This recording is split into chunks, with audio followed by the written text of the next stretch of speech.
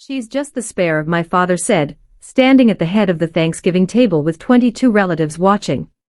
Claire gets the house. Maya gets whatever's left over. I am Maya. I am 31 years old. This is the story of how my grandmother heard those words, before I did, and spent 6 quiet months making sure I never had to fight for what was already mine. My grandmother's house sat on Birchwood Lane in a small Ohio town, where everyone knew whose name was on what deed. 3 bedrooms, a wraparound porch, a kitchen that always smelled like cardamom and burnt coffee.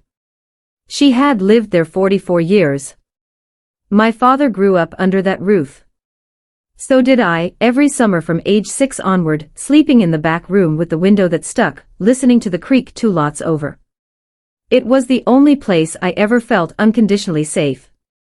My family runs on a hierarchy so old nobody questions it anymore. Claire is the eldest. She is photogenic and loud and has never been told no by either parent. I arrived 4 years later and was filed somewhere between afterthought and obligation. My father called it just the way things are. My mother called it Claire being Claire. I called it Tuesday. When Grandma Ruth turned 79, my parents began circling. Not cruelly, not obviously, just with that particular attentiveness that appears when an asset is about to become available.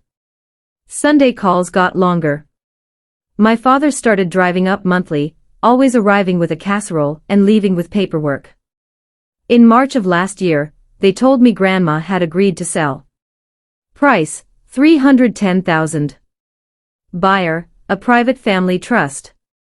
Close date, 90 days. I found out through Claire, who found out because she was already planning to renovate the kitchen. 3 months earlier, at that same Thanksgiving table, my father had looked at me across the glazed ham and said it plainly. We're liquidating Ruth's estate while she can still sign. Claire gets the house.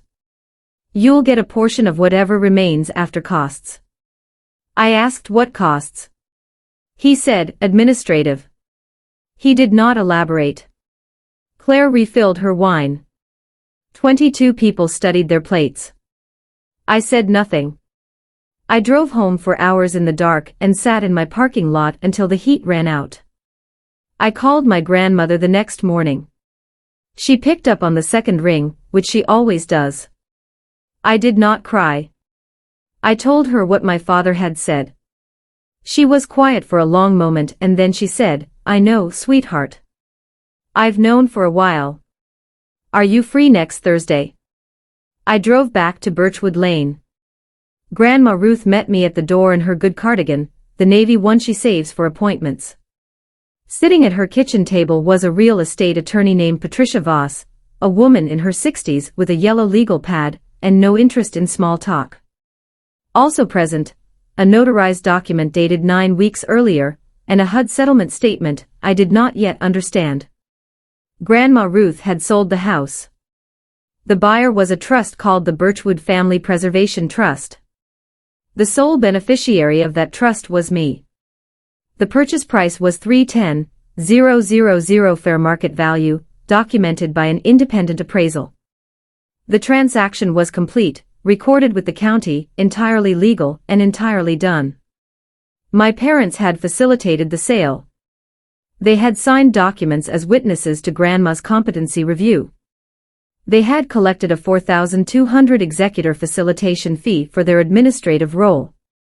They had done this believing the buyer was a distant cousin of Patricia Voss who intended to flip the property. That was not true. Patricia Voss represented my grandmother exclusively. My grandmother poured coffee and said, I've watched how they talk to you for 30 years. I'm not leaving while there's still something I can do about it. The closing on my parents' version of events happened on a Wednesday. The letter from Patricia Voss's office arrived at their house on a Friday. It explained the trust structure, my name as beneficiary, and the fact that the deed had transferred without error or contest.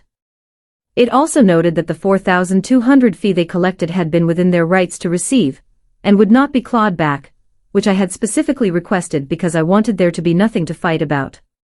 My father called me 11 times between Friday afternoon and Saturday morning.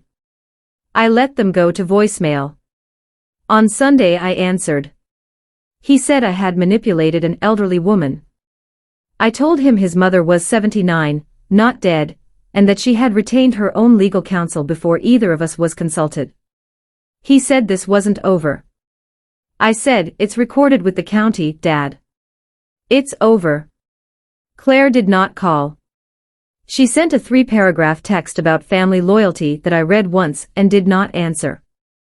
My grandmother still lives in the house. That was always the plan. The trust is structured to pass to her estate upon her death, but she retains full right of occupancy for the remainder of her life. The house is not an investment. It is her home. It will become mine when she no longer needs it. Until then I mow the lawn when I visit and fix the window that sticks. My parents attended Easter this year. My father shook my hand at the door like I was a colleague he'd been advised to be civil to. My mother brought a fruit salad and told me 3 times that she hoped we could move forward. I told her I already had. What I lost, the version of my family I had been pretending existed. What I gained, a deed, a porch, a grandmother who loved me precisely enough to act instead of reassure. What I understand now is simple. Protection is not always loud. Sometimes it is a woman in a navy cardigan sitting down with an attorney 9 weeks before anyone knows to ask questions. I am not the spare. I never was. She just made it a matter of public record.